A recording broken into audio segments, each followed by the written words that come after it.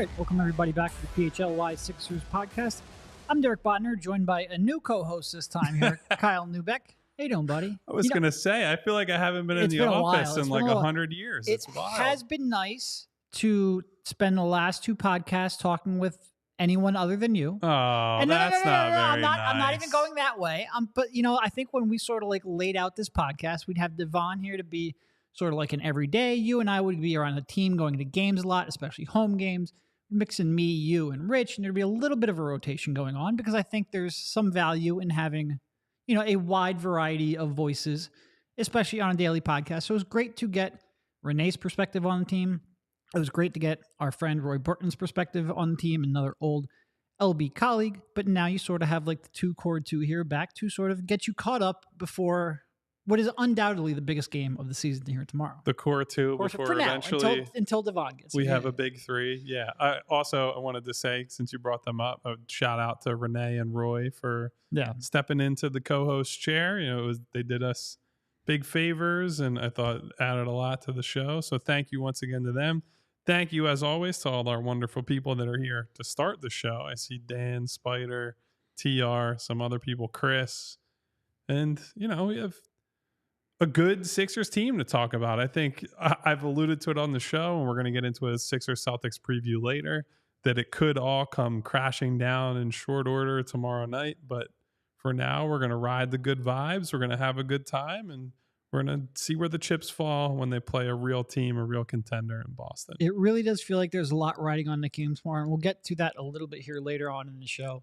But if they win and go to 6-1, I'm sure nobody will jump the gun at all. We are famously, you know, cautious here in Philadelphia. But if they lose, it's going to be a lot of people being like, "See, I told you. I told you you're going to be a good team. I told you they're losing the second round." And it's probably going to be two different portions of the fan base, but each one will sort of like puff their chest and be vocal regardless of which way it goes. It will be good to talk about. And I'm just really excited to see them against what's really a world-class team right now, like best in the league type shit. I know they lost last night, but coming into that, I think they were number 2 in defense and number 1 in offense with like a plus 22 net rating or something absurd. So it will be great to get that. We already have a super chat in the opening segment from Brandon from NJ, who I recognize from Twitter, who says, "Is Tony Brothers still a war criminal?" Which is something I've said and I believe repeated. I love the fact that there's people willing to spend $2 just so more people can see his hatred towards Tony Brothers. Yes, I cannot stand Tony Brothers and Tony Brothers' style of officiating. Obviously, we're not quite sure yet who will officiate the Sixers Celtics game, but I'm hoping that the war criminal stays far away from Wells Fargo Center. I thankfully avoided the pool reporter assignment for tomorrow night. I copped to the guy who reached out and asked me and said, tomorrow is actually my birthday, and that is not a lie. I'm telling the truth. So Sixers Celtics is technically a birthday celebration for me as well, and I got out of pool reporter duties as a result. I thought that was one of my savvier moves with PR people. I have never, and this is almost a career achievement, I have never been asked to be the pool reporter. If you that part I don't think is an achievement. I don't know. I love that. If you annoy the right people, they don't give you that responsibility. Apparently, I have been antagonistic towards the right group. I suppose so. The league, it's funny that actually to me that the NBA trusts me enough to be a pool reporter, despite the fact that I'm on record as saying that Tony Brothers is a war criminal. So that's a fun little twist. Before we get too deep into Sixers Celtics, Derek, you and I wanted to talk about a new list that came out today. It is the headline of our show. Tyrese Maxey was included in ESPN's latest 25 under 25 list. I guess for anyone who hasn't seen these type of lists before, it tends to be a combination of current production, but certainly future upside factored in. Mm-hmm. So anyone beyond the top tier guys, so the Lukas, the Anthony Edwards type players, they judge them pretty significantly on what they're going to do rather than what they've done. I would say it seems like this list pretty heavily slants towards what you have already done. Even going through the top 10, not just the top couple, it seems like there was a pretty heavy, reward for those types because I think there are some people right now who you look at and you say they're really good now, but how much better will they become? Yeah. Probably factor into some of the Tyrese Maxey discussion that we have, but it does seem like they prioritize. And maybe that's just because once you get outside the first 3 or 4, there aren't all that many surefire. This guy might actually be a franchise player. Maybe that factors into it. But yeah, I was a little surprised. Yeah. So I'm going to just quick run through for anyone who has not seen the list yet, the top 10. And then I'll tell you exactly where Tyrese Maxey is. Spoiler alert, it's not far behind the top 10. So at 1, Luka. At 2, Anthony Edwards. Then the first surprise, although maybe not really, Victor Wembanyama at 3. Maybe we'll get to that at some point, Derek. Tyrese Haliburton at 4. Ja Morant at 5. Cade Cunningham at 6. Zion at 7. Darius Garland at 8. LaMelo Ball at 9, and I want to yell about that a little bit. Jaren Jackson at 10. And friend of the program, or at least associate of the program in some ways, someone we deal with every day, Tyrese Maxey. I guess, what was your initial reaction to Tyrese at 11, Derek? Yeah, on the one hand, it's like I feel like the first 6 or 7, like Zion is 7, and that's crazy to think about. First of all, it's crazy to think that he's only 23. It feels like he's older than that because he's been injured and in the league and injured for so long. But him falling 7 shows you, 1, how much uncertainty there is around him and his future, and 2, what the talent pool is ahead of him. There's a lot of really good players there. So I think when you look at Tyrese only being number 11, it's probably a little bit surprising, but there's a lot of pretty good young talent. I think it'll be interesting to watch, when you have like a direct comparison like Darius Garland, how that will shake out over the years. I think there's some people right now, and this factors in a little bit to the person immediately behind him in Evan Mobley at 12. I think there's a lot of people who are going to have more scrutiny applied towards some of those Cavs players than maybe they have in the years past. That first round exit put them under the microscope a little bit. But I think you can make a case for Maxey really anywhere 8 below. And I think there's reasonable arguments to be made. I know the one you're going to really take issue with, you mentioned it there earlier, LaMelo. Hard to argue. You have to actually be on the court to be valuable to your team. He's missed a lot of time. Even when he's been on the court, he's been a very flawed offensive player. I agree with you there, but I will sort of give you the floor because I know you want to. That's the one that you really want to pick apart. So here's all I'm really going to say about it. At what point does actually producing at the NBA level matter, right?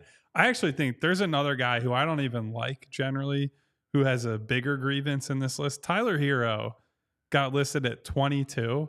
The guy's averaging 26 points a game this year. Like, I don't love Tyler Hero as a building block player, but he's been a playoff performer, or at least a high-level performer in the regular season and in some playoff settings. Whereas guys like LaMelo or Cade Cunningham are guys that have, 1, not been healthy, 2, haven't produced when they've been healthy. And all these excuses get made for, well, this environment and this and the upside and all that. It's like, yeah, I can buy that with somebody like Wemby who came in and played well right away.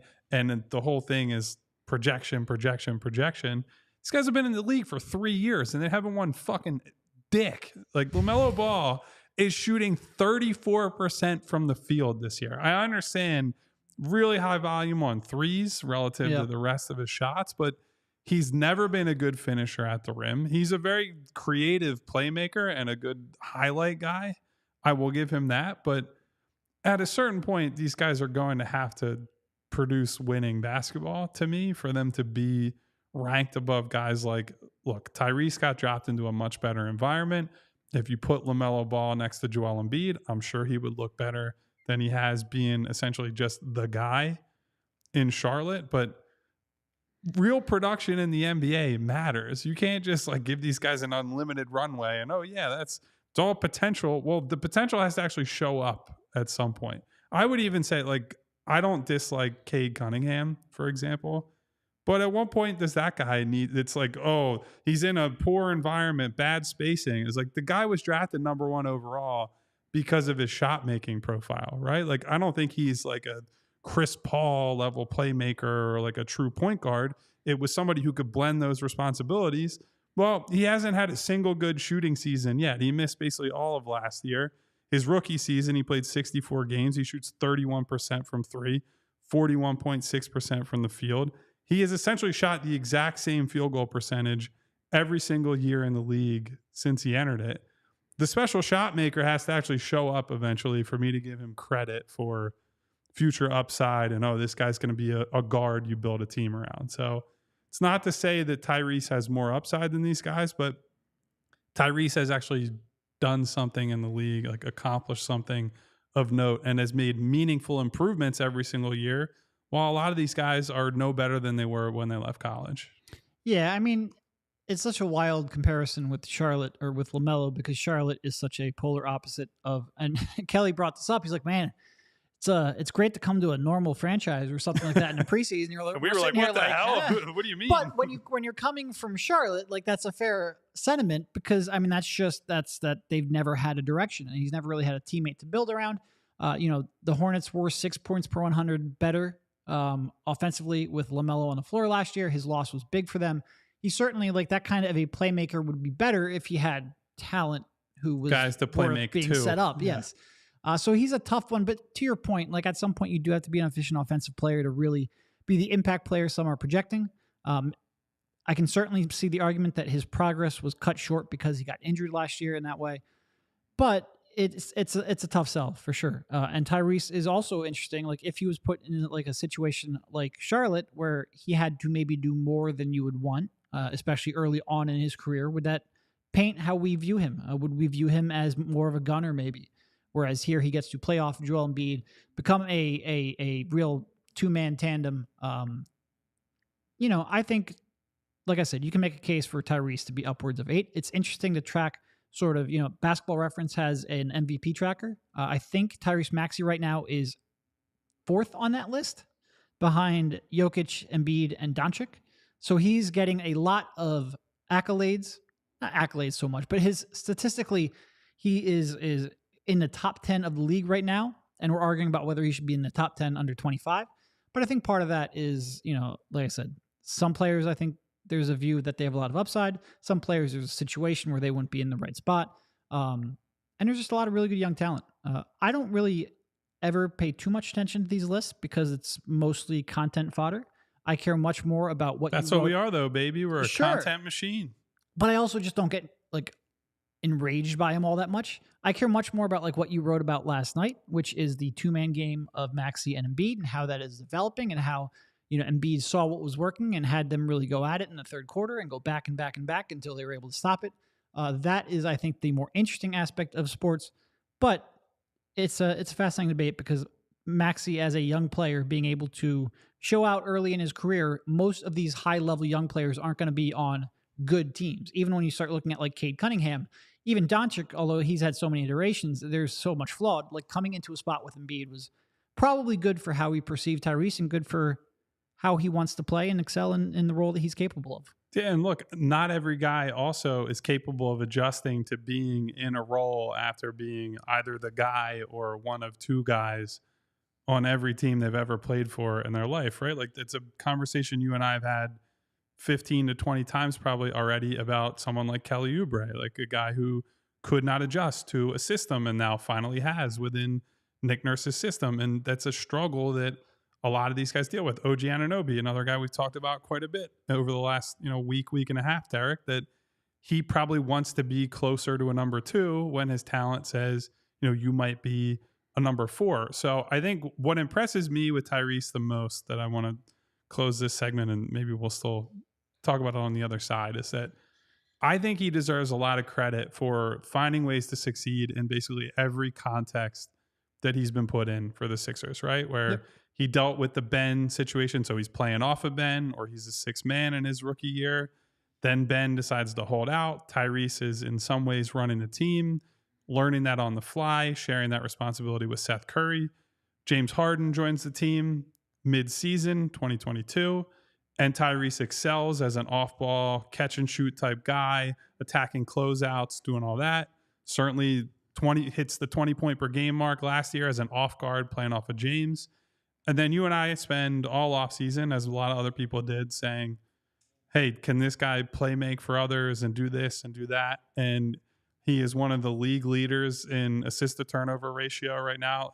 It's not him protecting the ball, Doug Collins style offense. He's got 44 assists, I think, in 6 games against just 7 turnovers. Yep. And he's now dispelling all the notions that we've said that are negative in terms of offense for him. So I think it's less about tearing down other guys in their bad situations than it is about trying to compliment Tyrese for finding ways to get better and to fit into any team context that he's been put into. I think that's really hard, and he's made it look easier than it actually is. Yeah, and I wonder if we went and talked to the ESPN colleagues who put this together, like how much of this was done before the season, how much they're factoring in 5 or 6 games to those results, because Tyrese has taken a pretty massive jump. Like we talked about when we were predicting before the season, had our preseason predictions. I took the over on 6 assists, which, not to pat myself on the back, although you like to do that with your Memphis prediction. He's at 7.3 right now. And it's just the fact that, he might not have the most natural court vision, but the speed that he has coming off of the pick and roll and the way he's going to force the defense to react, he's going to have opportunities. Is he making the most out of every one of them? No, not yet. But he's making, he's getting something out of more of them and more of those passing lanes and finding ways to put his speed and his scoring instincts to put pressure on the other team and create shots. The leaps he makes every single year offensively are staggering. And like, if we start talking about maybe being a top 20 player, then you need him to be a little more of a two-way player. But his year-over-year leap offensively is as big and as consistent as any player I've really watched, and that includes Joel Embiid. It's incredible. Staggering. So let's hold that thought for 1 second. This might be one of the proudest moments of my life, Derek, to say that we have a new sponsor, Pennsylvania Dairy Farmers and Team Chocolate Milk. Yes, Mom, I made it. I'm sponsored by Team Chocolate Milk. I can't believe it. Childhood Kyle would have been so proud of this. But guys, look, professional and college athletes have known about the power of chocolate milk as a refuel and recovery beverage for a long time. And chocolate milk provides high-quality protein for muscle repair, electrolytes for hydration, and calcium for strong bones. I mean, I can personally tell you, I've come from basketball, soccer tournaments over the years. I'm certainly far removed from my playing days these days when chocolate milk really hit the spot after a couple of games during the day. So shout out to chocolate milk. And this is all why studies consistently show that chocolate milk's an ideal sports recovery beverage. So whether you're recovering after a workout at the gym, a run around Boathouse Row, or a bike ride on the Schuylkill Trail, chocolate milk's an ideal post-workout beverage. Taking care of your body doesn't end when the clock hits 0 on your workout routine. So give your body what it needs to properly recover. So what could be better than a scientifically proven recovery beverage made right here in Pennsylvania that also tastes great? Gotta love that tastes great for the recovery beverage, because I've had some that don't taste as great as chocolate milk. We'll put it that way. So learn more about how chocolate milk can help you refuel and recover after your next workout by visiting teamchocolatemilk.com. Also want to tell you about Hero Bread. We have a lot of shows in the middle of the day. We have practice in the middle of the day. I find myself, I'm constantly on the road. When I'm on the road, I tend to eat like shit a lot of fast food. Oh, wow. We can curse in the ad reads now? That opens up all kinds of new opportunities. The ad read. But I'm trying to get back into the habit of maybe making my food before I leave the house so I eat a little bit better. A big part of that is going to be the bread that you use. Like I've mentioned in the past, I really have for the last couple of years, I've tried to use a store brand low carb bread to cut down on some of the sugar intake and whatnot. Recently, I have transitioned to Hero Bread, and I truthfully do prefer it. I eat it almost every day. At this point, it's just a better fit for my dietary goals, and they offer sliced bread, tortillas, burger and hot dog buns, and more delivered directly to your door. So it's incredible taste. It's convenient all around. It's a great product. Enjoy the taste without the guilt. The bread is fluffy, delicious, and flavorful, high in fiber and low on net carbs, with fewer calories than the leading national brand and 5 to 10 grams of protein per serving. And you can either place a one-off order or set up a subscription, so you can get Hero Bread delivered to your door every 2 weeks, every month, or whatever you need to make sure that you're stocked up and ready to go. Right now, Hero Bread is offering the PHLY fam 10% off of their first order. Just go to hero.co and use our code PHLY to save on Hero Bread today. That's HERO.co to save 10% today. I'm going to go home today, have a nice big glass of chocolate milk, and have a peanut butter and jelly sandwich on there you go. Some Hero Bread. And really just hit all the sponsors in one shot. Yep. No, I mean, I really mean it. Like, you put me in a car for a couple hours a day and I eat like junk. So I gotta get back. I mean, look, you're commuting longer than I am, so I don't have as much of an excuse. But when you're bouncing around. It just happens. So, do we want to put a bow on the Tyrese thing or the top 25 conversation anyway? Yeah, I would probably say he should be in the top 10. I don't wouldn't it would be real tough for me to put him in top 6 or 7, but outside of that, I can see arguments either way. And really, I just you probably hit it on that. Like you said it correctly. Just give him his credit for his improvement. That's really what I think is more important than necessarily the ranking. But his year, I mean, he's taken every reasonable expectation and blown right past it for like the third year in a row, and it's wild. It's wild. So I want to use that as a launch point, Derek, to talk about something I wrote about today, but also that we discussed on the show last night in a few different ways. You and Roy talked about it, and I certainly mentioned it. The synergy between Tyrese and Joel, I think, has been so far ahead of where we probably could have expected it to start the year. And I want to see if you are with me on this.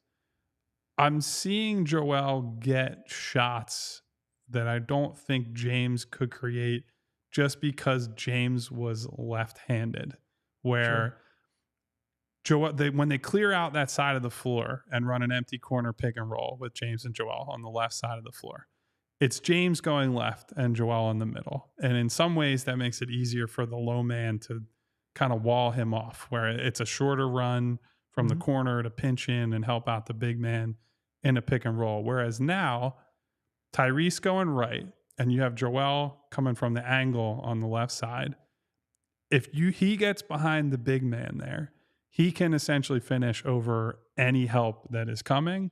And he also probably has a better vision and a better passing angle to hit a guy in the opposite corner if it's a short roll and it's like, hey, they overloaded this side. Let me just kick it out to the corner. Yeah. And so maybe this is not as good as the James and Joel pick and roll, but I think it has the potential to be better because of how you can configure the floor around these two guys. Well, and also it's just Tyrese puts so much more pressure coming off of pick and roll at this stage of his career because he's so much quicker to get into it. And I don't even just mean the sheer speed that he has, but the fact that he attacks quickly, whereas James likes to probe a little bit. And that speed and forcing the defense to make a decision quickly, especially when you have like an empty strong side pick and roll, is like if that big has to react quickly and makes an incorrect decision quickly, then your backline defense needs to be on point. And I don't know if you noticed, but Charlotte's was not on point. They were awful. Charlotte? You mean Washington? Yes, We're Washington. thinking of bad teams. No, we're going back. Washington's last night was awful. Like there were a number of times they didn't even rotate. There was no help coming. Their communication was non-existent. But when you put that kind of pressure on a defense and you get them in a spot where they can make mistakes, Tyrese he's finding the right balance. And I know Nick has talked about that recently. Daryl has talked about that recently on the rights for Ricky Sanchez, where, there's still a little bit of a give and take where Tyrese has to sort of learn how to find that balance. But honestly, I think he's done a better job with it than I expected. And how much growth he has had in his shooting and his pull-up game over the years. And if he now has this big man rolling to the rim and they form that kind of chemistry, there's going to be a lot of teams that aren't going to know how to take that away. And now you've got enough spot-up shooters and off-ball players where there's a well-spaced floor, and it has been fun to watch. Yeah, and look, you and I are not sitting here ready to take a victory lap over the Sixers beating up on the Wizards. No, basically everybody except for the Memphis Grizzlies has beat up on them this season. I think what really impressed me the most, though, about that game is they identified something in the first half. Joel goes up to Nick Nurse and says, we need to keep running this play. And to open the second half, they came out and just ran that play until Washington was basically done. And had to change their coverage, ends up being down by 15 to 20 points coming out of a timeout in the third quarter. Went to a cowardly zone at one point. Went to a zone that, by the way, I thought their zone offense was really good in the third quarter when they went to that. Joel looks a lot more comfortable there. Certainly helps to have shooters all around the floor around him. But to see Tyrese and Joel beat that coverage so bad that they had to change it. And then when they started icing Tyrese before the screen would even get there, and then Tyrese just goes right by Tyus Jones and Gafford for a layup, that's the next step for him, right? It's like it's a shame. You know how you have like the too small hand gesture it's a shame that you can't find a way to make fun of someone about them being slow. Like, it's a little harder to do that when you're running back after scoring, but Tyrese, I feel like, could have fun with that. We might have to workshop that and see if we can innovate on the celebration front. But yeah, like to win with plan A, we've seen Tyrese and Joel do that a lot, right? And certainly under Doc Rivers, I'm not worried about, hey, we have our best plays, our pet plays, and we're going to win with those. But when teams change up what they're doing, even bad teams like the Wizards, for Tyrese and Joel to correctly identify that stuff on the fly and figure out, okay, this is how I have to attack it. I'm no longer the setup guy. I got to go get mine. That is the growth that we need to see from Tyrese as the lead guard, as the point guard, to put him in that spot to say, these are all your reads. We're not going to run a whole lot of offense. We're going to run the same play over and over again. And it's up to you, play to play, possession to possession, to figure that out. That's what playoff basketball is all about. So to see him problem solving and doing that in real time is awesome. And I think that bodes really well for, you know, the months and seasons to come. And even just like, you know, they had a player really early in the game. They're down like 13-8. They need some kind of stabilization. And Embiid draws a double team, and Maxey just casually drains the catch and shoot three. Just having a point guard who is confident in doing that and willing to do that and isn't going to, you know, pump fake, jab step, pull the ball out, waste 13 seconds. Like, it's nice to get into early offense with this group. And it's nice to have easy stuff. And when Joe draws a double team, to actually take advantage of it. And look, Harden is a fantastic passer. We've been pretty consistent on that. We both thought he was a top 25, top 30 player last year. But there is definitely just a little bit more, by empowering Maxey, just a few more ways that they can beat a team than maybe they had last year. Again, that team they played last night is awful defensively. Like, truly mind-bogglingly. Not just defensively either. Awful. And we joked last night that they may well have been the Washington Generals because that's the way they play defense. It's going to be much more revealing tomorrow night, but all early indications and the way Tyrese has made a jump and the way Tyrese can beat you in multiple different ways, it has been just thrilling to watch. Yeah. Really, really thrilling. I'm not sitting here telling you this team is a contender, right? They have a long way to go to prove that they're even a contender, like a team that can be good enough to pretend to be a contender. But the early signs have been so good. Joel has been in such good form. Tyrese has taken the necessary steps forward that it's hard not to be excited about this team right now. And look, there's still an undercurrent of fans that are out there saying, I don't care unless they do it in the second round of the playoffs. And I get it. You've been burned by this team. We were sitting here after game 5 last season like, oh my God, this is the moment, only for it all to come crashing down. But I really hope that people out there are seeing the changes that Nick has made, seeing the progress that Tyrese has made, seeing somebody like Nick Batum walk into the team, immediately make an impact, play intelligent floor spacing basketball, basically having not even looked at the playbook because he's away dealing with personal stuff.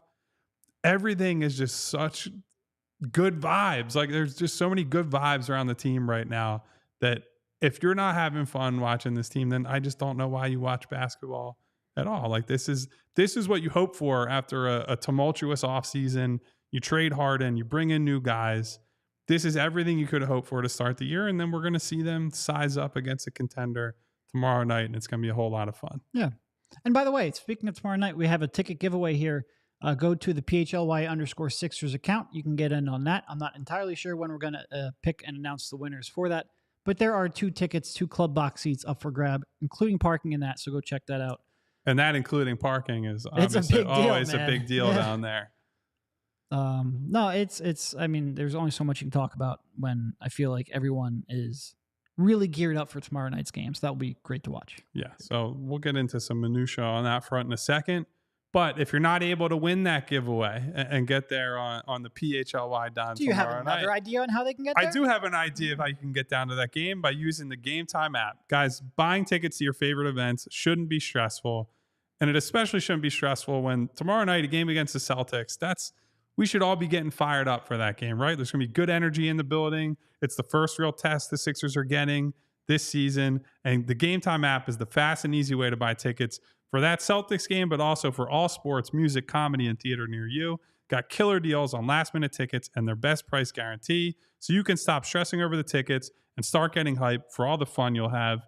You don't have to plan months in advance. Game Time has deals on tickets right up to the day of the event.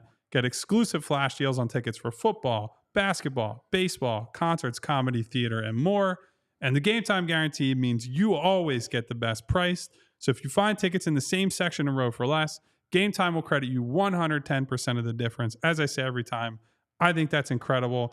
As is getting images of your seat before you buy, because you can know exactly what to expect when you arrive. And I think that's worth using the app all by itself. So you can snag the tickets without the stress with Game Time. Download the Game Time app, create an account, and use code PHLY for $20 off of your first purchase. Terms apply. Again, create an account and redeem code PHLY for $20 off. Download Game Time today. Last minute tickets, lowest price, guaranteed. And since you already brought up our ticket giveaway, Derek, I'm just going to do a quick plug here for our Die Hard program. You know, I know Derek has been pumping out some more Die Hard articles over the last couple of weeks. As you can see on the screen, if you're watching on YouTube, you get a free shirt with every Die Hard subscription. That's every single year, if I remember correctly. You get a free shirt a year. You get discounts to all future events. We're probably going to be... There's exclusive Die Hard merchandise. There's apparently another hoodie that's available only for Die Hards that I'm going to have to find a way to get our hands on, because we are the hoodie. I was going to say, we're the hoodie gang. Yep. I wore my hoodie today because Ronald's been giving me grief in the comments about not wearing... two podcasts in a row that you weren't on a hoodie. Not wearing hoodies. Look, I got to be presentable when I'm at the games. And Andrew's motioning at me right now. I don't know what's going on back there. No. Huh? You pulling up another graphic? Anyway. There's the ticket giveaway. Yeah. So yeah, now there's obviously go to PHLY_Sixers and you can get all your instructions you need to enter our giveaway. On the Die Hard front also, Derek and I have been very active in our Discord, which that's a big part of the Die Hard program. We interact with all... If you enjoy Kyle dunking on me multiple times a day, you want to be in the Discord. Yep. I know a lot of all the writers, reporters, personalities here interact with the wonderful people in our Discord. So another reason to sign up for Die Hard if you have not already. Anyway, I think it's probably time now, Derek, to get the Sixers Celtics. And no, you're rolling your eyes over there. We can talk about the matchup, and then I'll make you wear a goofy hat. How about that? Yeah.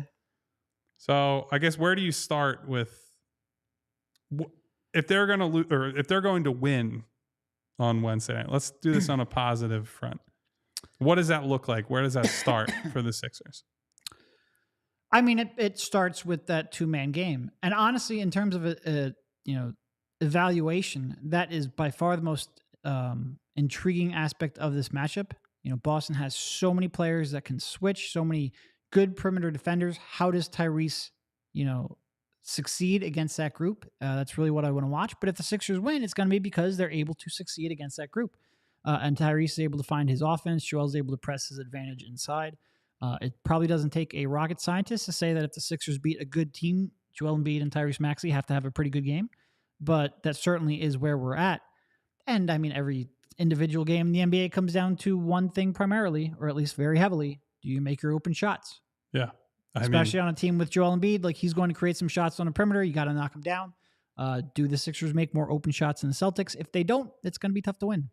We certainly saw what happens when you miss shots in Game 6 in the playoffs last year, where I don't think the Celtics played well in that game outside of, They played marginally better than the Sixers, and the Sixers, for most of that game, had them on the ropes. Yeah. So as simplistic as it is, making shots always critical. Building off of the Tyrese points we've been making this entire podcast, obviously one of the big keys will be, can he beat the Jrue Holiday matchup? That's not a friendly matchup for Tyrese. Jrue is one of the best one-on-one defenders, or has been one of the best one-on-one defenders in the entire league on guards specifically. And Derek White, I believe, missed last night's game. I'm not sure if he's expected to play, but certainly if Derek White is available, having that 1-2 punch of Holiday and White to send after Tyrese is going to make life miserable for him.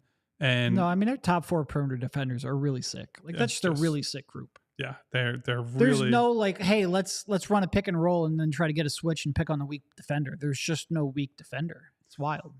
Do we want to acknowledge the fact that there's a YouTube commenter named 97.5 The Fanatic praising our coverage, or do you want to just leave that one alone? I think we can leave that there. So, yeah, I mean, between that 1-2 punch and then certainly the two wings and Tatum and Brown, I think there's a whole lot to throw at someone like Tyrese. And so this is kind of a rubber meets the road moment for me, where one of my big concerns is the lack of shot creation outside of Tyrese. Yeah. And we've seen that borne out with DeAnthony Melton running second units and how he struggled overall to start the season. And I wonder, and I said this on the post-game show Monday night, I wonder if the conversation is going to change about who the Sixers might trade for, who they might need after this game. If Tyrese comes out and plays well and it's a tight game, I could still see it being, Anunoby Nation around here. If Tyrese gets put in jail by Drew Holiday, then we could be having a very different discussion. It is interesting. Woj, whenever he talks about the next steps for the Sixers, he mentions them going after a guard. Not like a perimeter player, not a wing, just a guard. And it's interesting how locked in he is on that. Certainly, I think, you need as much ball handling and shot creation as you can get. That doesn't necessarily need to be a guard. That could be a Paul George-esque wing. But that is if they had more players who, and this might not be the matchup because it's not like you can, like I said, there's not a weak defender to pick on. But when you go up against these high-level teams, they're going to try to take away your strengths. Right now, the Sixers' only real strength on the perimeter in terms of ball handling and shot creation is Tyrese. It would just be great to have more depth there. I do think Boston can exploit the Sixers' weaknesses in that regard. And this might be one of those games where it could be a high turnover affair just because they're going to try to make, Batum beat him off the dribble. And Batum's nice. You like him as a secondary kind of guy. But when him and Melton are trying to actually put you into offense, it could get dicey.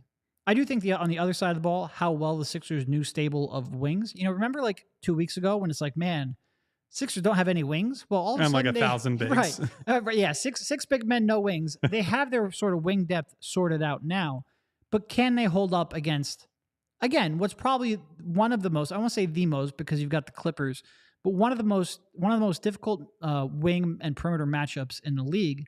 How well do the Sixers' veteran group of wings hold up physically and athletically in this matchup? We do have another super chat from our guy Gavin, who's here frequently, who says his internship just #expired, #hire me Derek. I don't know. You can speak to this more than I could. How much hiring power do you actually have over there, Bodner? Might have to look out for our guy Gavin, who's... Well, I think the problem is I feel like our roster is pretty well set. Like maybe if this was a summer, there might have been more open slots. You could be sitting here next to me instead of Kyle. Who knows? I'm not saying it was a realistic option, but we kind of have you here now. We'll talk in Q1, Gavin. We'll see what's what with the company at that point. I mean, but best of luck. Of course. I mean, much love to Gavin. Hopefully that internship turns into a big boy job. Let's put it that way.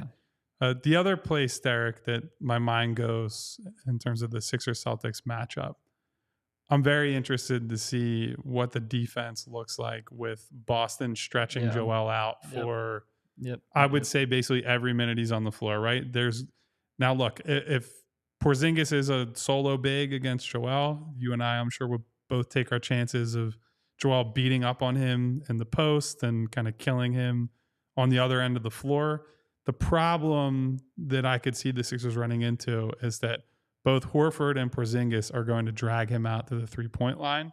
And if that's the case, they're going to have a lot of trouble stopping Boston because the Celtics will figure out or find the matchup that they want on the floor. I would assume a lot of those matchups will be forcing one of their wings against Tyrese Maxey or one of the smaller players that they have on the floor, letting them go to work, and then there's no help at the rim from Joel.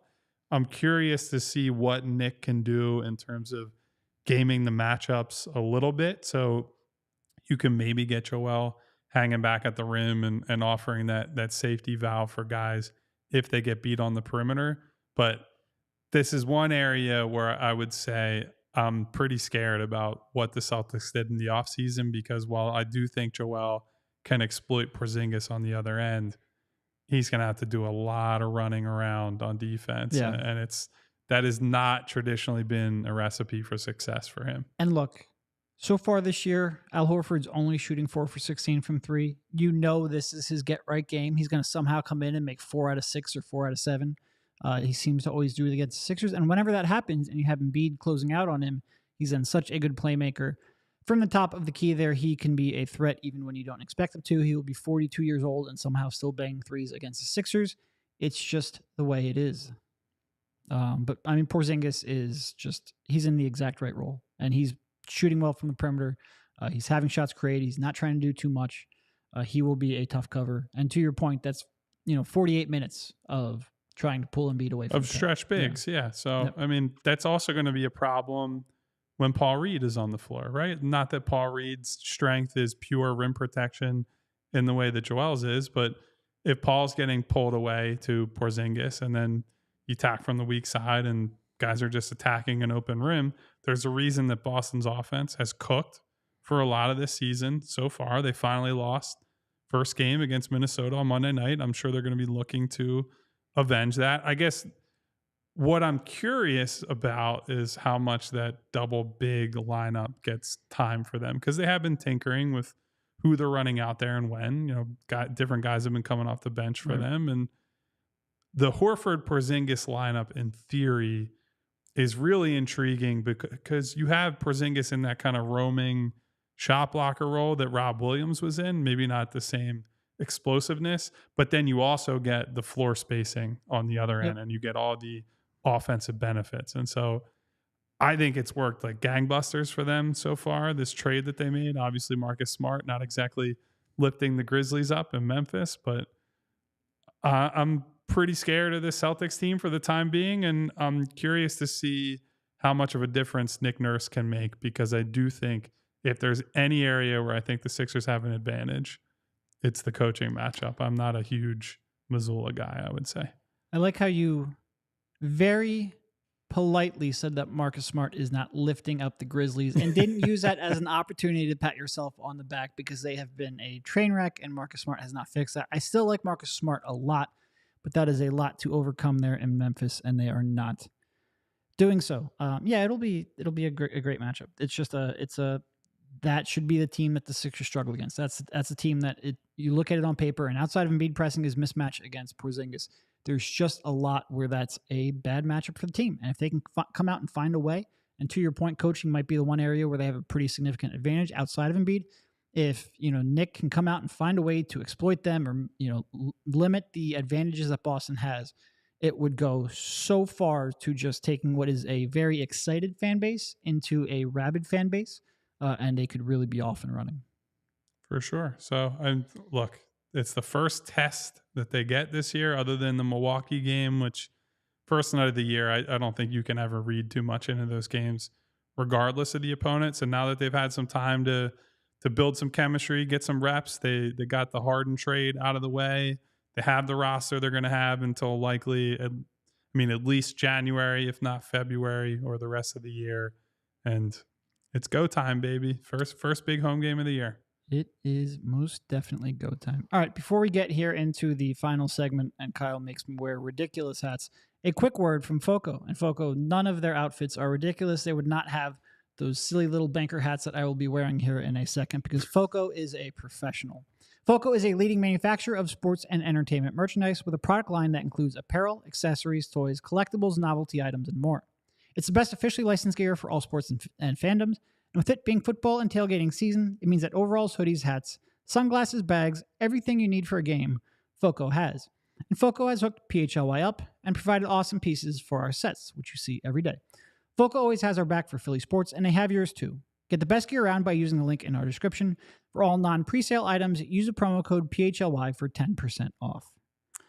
All right, so Kyle has, all right, Derek, has his segment, is? which I'm convinced is 100% just to get me to wear these freaking hats. There you go, sir. Stock report, our weekly stock report. It's time for a Sixers stock report. We only have, ladies and gentlemen, we only have one non-post game show this week, so it pretty much has to. I don't think by design we would normally do this on a Tuesday, but there is a pretty packed week with 4 games here on the schedule. How would you like to go about this, Kyle? I'll give you one first. Stock up or stock down on, drum roll please, Jaden Springer. And you got to pick the sign up and make sure you identify the correct one. Let's see. Can he do it? There's 2 signs. Uh-oh. It pains me because I still think he should be in the rotation. I still would like to. I think he's played actually pretty decently defensively. Like, we still see the highlight reel plays defensively. He just has not been consistent enough, decisive enough. He has not been able to fill a role offensively like he was in the preseason. His stock is definitely down. I'm not ready to put it, I'm not ready to sell it yet. Like, I'm still holding it, still a buy and hold, but right now it's definitely trending in the right direction, or in the wrong direction. Yeah, I think the biggest thing that's jumped out for me with Springer, Derek, is that the decisiveness and the confidence he showed on offense in the preseason has just evaporated. He had a couple of drives the other day where he just dribbled near the paint and stopped and had no game plan on what to do. And he was just looking for a bailout. And that happened way too many times in a row. Yeah. So look, we do this week to week. So for all we know, Jaden could come out against Boston tomorrow, have a hell of a performance, and prove us, I can't say wrong because he has been playing poorly for the time being, but he can send his stock back in the opposite direction. But yeah, I mean, this is kind of the nature of trying to play a 21-year-old kid who has no real extensive NBA experiences. Sometimes you're going to throw him in for 10 to 15 minutes and he's going to look like a deer in the headlights rather than a guy who knows what he's doing out there. So I still think you see the one thing that I love from him, even as the offense struggles, Derek, is the effort. I think every time he steps on that floor, he's playing out of his shoes, and the rebounding, honestly, has been really impressive still. So it's been nice to see him maintain the rest of his game while the offense tries to catch up, but it does indeed need to catch up. So we'll see on that one. Yeah, and look, I will give players who buy in defensively like he does and have the potential to impact the game defensively like he does, I will probably have a longer rope than most people will. His defense still tracks for me. It's still legitimate. It's still worthwhile. But you need him to get back to where he was in the preseason. And look, maybe last night's game against the Wizards is sort of preseason-esque, but most games are going to have a defense that's a little more locked in. Your decision-making has to be quicker. You can't second-guess yourself, and he has been second-guessing himself pretty much all regular season so far. All right, I guess I'll give you another one, Derek. Unless you could throw one at me if you'd like. I think we should go back and forth. I think that's the way to go on this one. We will give you one of the new guys here in Nick Batum. I'm sorry, Nico Batum. Do you want to explain that one? The Nico? Stock up for Nick Batum. Come on. A guy comes in and makes his first 3 threes and actually hit his first 4 shots, I believe. The fourth one was on a fadeaway long 2, which I'm sure Daryl Morey lost some sleep over last night that he took that shot in the first place. But yeah, the Nico thing, as Derek brought up, Nick or Nico or Nicholas, which he could go by any of those, said to us after his presser from the game against the Wizards that we could call him any of those names, but I'm going with Nico because otherwise we have 2 Nicks, and that's just too confusing for on-air speaking purposes. So Nico Batum looked very good. I think the thing that stood out to me, and I did say on the post-game show on Monday night, Nick Nurse essentially said that was all instinct for Batum. Right. There was very little prep done for him because he'd been away from the team. And he arrived at the facility and was asked by Nick, hey, how much time do you think you need to go out there and play? And Batum looked at him and said, I'm ready to go tomorrow. Yeah. I want to play as soon as I can. And I think the game intelligence showed up right away. Would try to cut toward the basket. Something's not there. Immediate relocation for a 3. Smart movement off the ball. They then design a play for him. And the quick shot release is awesome. I think that's going to be, a huge benefit to whoever he's playing with. Agreed. He had a very good opening game, and quite frankly, he's been shooting the heck out of the ball for quite a while now. Like, you expect that to continue. It's always been like, how much does he have left in the tank defensively? And I think he has enough to be a contributor. I think we both said that we expect him to eventually be in that starting spot, that Kelly's hold over it is probably temporary. Nick, now by that I mean Nurse, has also said that he probably views Kelly as more of a 6-man instant offense type long-term. Anyway, So I think we expect for that stock to continue to rise, even if he won't make every three every night. Yeah. And we have Ronald in the comments saying that Mo Bamba's stock is so far down that he wants to give him the nickname the Great Depression.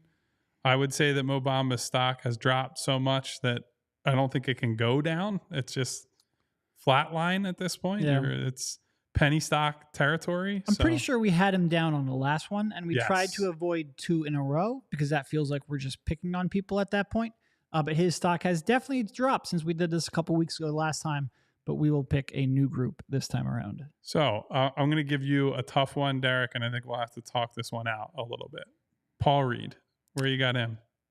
Hold on, we got a mess over here. Yeah, listen. There's signs everywhere. Our pets' heads are falling off. It's just one of those days at PHLY. There you go. His stock is down, and the way I phrased it to Kyle beforehand, and the way I sort of phrased this on the show last night, I think the expectations for him were a little bit too high coming into the season, both in terms of the progress. Sorry about that. The progress he would have made here. I want to make sure it was in Kyle's reach, and I kind of threw it a little too far. That's fine. I think there's too high of expectations on the progress he would have made here over the offseason, and a little too much hope for his ability to play alongside Joel Embiid. So I think because of that, there is a disappointment in his play, and also I think this has just not been the greatest 5 or 6 game stretch of his career. So I think because of all of that, maybe a struggle's coming at the wrong time, along with too high of expectations, and I think some people are pretty far down on him. I expect him to be a completely viable backup center that will probably frustrate you at times throughout the course of the season because he does play that hyper-aggressive style, because he does make mistakes. That's part of the Paul Reed experience. It's always going to be part of the Paul Reed experience. But I think he's eventually going to make enough positive plays where you live with it and you're okay with it. It's just, I'm not sold on him playing next to Embiid. I don't think I'm ever going to be sold on him, and I'll give him a chance to prove me wrong, but I'm just not there. So I think that's led to some consternation. Yeah, similar to, I'm going to say, here's what I learned from following the Kelly Oubre experience so far. I have my priors and what I believe about Paul Reed, a power forward, that I'm happy to be proven wrong if he comes in and those lineups work. But based on what Paul's shot has looked like and the lack of success he's had there, I'm fading the idea behind those lineups big time. We'll see. I think the last couple of games, I think Paul has picked it up a little bit. I think he certainly looks more like the guy that won outright that backup center job toward the end of last year, but a lot of time left for him to show us what he's got. And we do have Charlie in the comments is saying, use the player's last name. Don't see the reason for calling a player by name he doesn't use. He specifically said we could call him Nico and gets announced as Nico at the arena. I am not making up a name for Nick Batum that he does not go by. It didn't seem like he has a super, he's not going to be mad at you if you call him Nick, yes, but it does seem like Nico was sort of what he was. Yeah, I specifically asked, along with other reporters, what would you like to be called? Because I very much believe in calling people what they prefer to be addressed by. So that is that. But yeah, on the Paul Reed front, I don't think the power forward vision is there based on what we've seen so far. It doesn't mean that it's dead entirely, but I would say now that they have sort of a stack of wings to go to now, which is not something we've been able to say basically ever in the time I've been following the Sixers, there's no real reason to give Paul minutes at the 4 at this point. I want to see more small ball.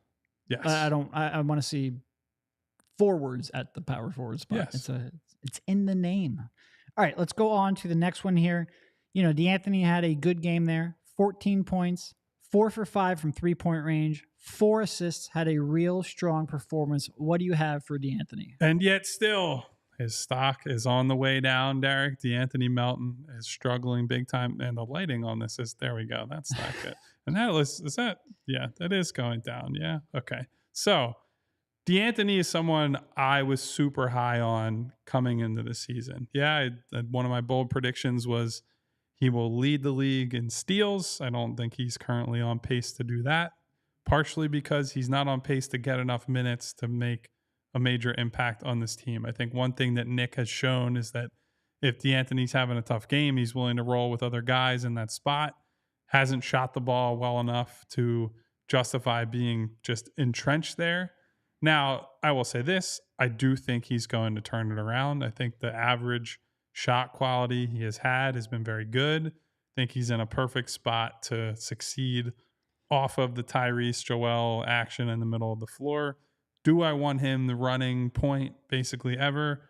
No, but that's not a criticism of him as much as it is a roster construction problem. And so, Derek, I would imagine we're probably on the same page that D'Anthony has not been good, but I don't think we're super concerned about the ways he hasn't been good. No. And I think he's one where, like, I think some people think you can ramp him up more than you actually can. Like, I think some people think, like, if he needs to assume a bigger shot creation role or even a bigger scoring role, he's capable of doing that. And I think he's just most comfortable as being the fourth or even at times a fifth option on the floor offensively, who can make that open shot, who can attack a closeout when he needs to, and who can play good defense. When you start asking more and more and more of him, he just gets outside of his comfort zone. I do agree with you. You know, he's shot quality, and it's even adjusting for the D'Anthony Melton curve on layups. His shot quality has been pretty good. He has struggled out of the gate. I don't think that, I think one thing that we basketball fans, basketball media, basketball analysts tend to do a lot of is we overrate and overstate early season results because it's the first thing we see in a season, in a new system. The rookie of the year is always the guy who had the best first 10 games. Cove used to do this all the time, where the first month he shoot 20% from three and everyone would convince themselves that he can no longer shoot. He's probably going to end up getting back to his numbers by the end of the year. I think there's some truth to that with D'Anthony as well. The only reason he wouldn't get back to his previous efficiency is if you ask him to do more and if you ask him to take tougher, more contested shots. I think with the talent the Sixers have, he will get back to where he previously was. My only concern, and you brought it up, it's not a D'Anthony concern, it's a team construction concern. They just need someone else to run the offense when Tyrese is on the bench. Lately, I think it's mostly been Joe running the offense, and that's maybe helping D'Anthony get back into a groove. I expect we will have a stock up on D'Anthony before too long. I would agree. So I'm going to give you, let's do one last one before we get out of here, Derek. I think it's an easy choice. Tobias Harris. Yeah, I mean, the dude's shooting like 65% from the field. I think we can probably guess which way I'm going on this one. I was going to say, no drum roll needed on this one, because I think this is one of the more obvious stock ups that you're ever going to do. Stock through the ceiling. Oh my God, Derek just broke his laptop with the sign. I thought for sure I could balance it on my head. Didn't work. But I mean, yeah, like impossible to say anything bad about Tobias right now. I think he's been engaged defensively. I think, to your point, he's shot the hell out of the ball from let me ask every you, area on the floor. Why do you think he is shooting the hell out of the ball? Like, why do you think he's having the most consistent stretch we've seen in a long time? Combination of factors, right? I think he's got the ball more so he can get into a rhythm earlier and easier. They're being empowered and told you need to run, play with pace at every opportunity. And so I think that suits Tobias, who historically has been pretty good transition player. Maybe not the guy you want as the all-the-time coast-to-coast type player, but is a weapon in transition, playing off of other guys like Joel, like Tyrese. And I don't know, man. I think he just feels like he's got a lot to prove in a bigger role. He's thinking about his next contract, even though he won't admit to that. He's got a lot of opportunities that have been given to him now that James is on to, I won't say greener pastures, maybe brighter pastures and under the lights in LA. Well, I think he's probably hoping they're greener to the tune of $200 million greener. Yeah. But all this is to say, I think you and I probably don't have a single bad word to say about Tobias over the first, 2 weeks, week and a half, whatever it is. I mean, look, I can certainly nitpick. Like, he's had 3 3-point attempts over the last 2 games combined. I would love to see that go up. But when you're shooting 64% from the field, all right, I'll live with the lack of 3-point volume. I think getting him out in early offense, in transition, semi-transition, attack and unset defense, I think that helps him tremendously. I think probably the worst thing for Tobias is to stand in the corner and then maybe try to create a shot in the last 5 seconds if they need someone to try to break down defense after everything sort of collapses. I think that is when he can be overtaxed and he can get annoying with his offense. But when he's able to really attack a mismatch, when you have cross matches in transition, when the defense, like I said, is rotating and scrambling, he has enough combination of shooting prowess and ability to get off the dribble, or attack off the dribble, that I think he's just been really locked in. And he's done a real good job of picking his spots. He's done a real good job of playing off people. I think cutting probably helps, and the overall movement helps him quite a bit. And look, I will always have the same concern with Tobias that I've had in prior years, where if he goes, 1 for 10 over a multi-game stretch from three, does he then pull the trigger when he's open the next time? That will always be my primary concern with him. But I think so far he has found so many ways to contribute that maybe he wasn't at various points last year when he was stuck in the corner. He's been tremendous pretty much every game. Like, there has not been a bad Tobias game yet. All right. I think that's probably as good a place as any to stop. I'm sorry that we didn't get to many questions today, gang, but a lot of segments planned out so that Derek and I could make sure we got through a off day right after a game. You never know how these are going to go. Yep. Very excited for tomorrow night's game. As Derek and I both said earlier on the show, we are doing a giveaway, club box seats, free parking for tomorrow night. Just go to PHLY_Sixers on Twitter. You can find all the information that you need for that. And as always, I want to thank everybody that's with us today. 2-minute warning, SB, Billy, Ronald, Gavin, who is done with his internship, Brian, Dan, Charlie, Elaine, John, all you guys that are with us today and every day. I appreciate you guys. So if you can hit the thumbs up button on the video on the way out, subscribe to the channel, and hit that bell icon so you can get notifications every time we go live. We will see you again tomorrow night after the game. Derek, I will talk to you soon. Sounds good.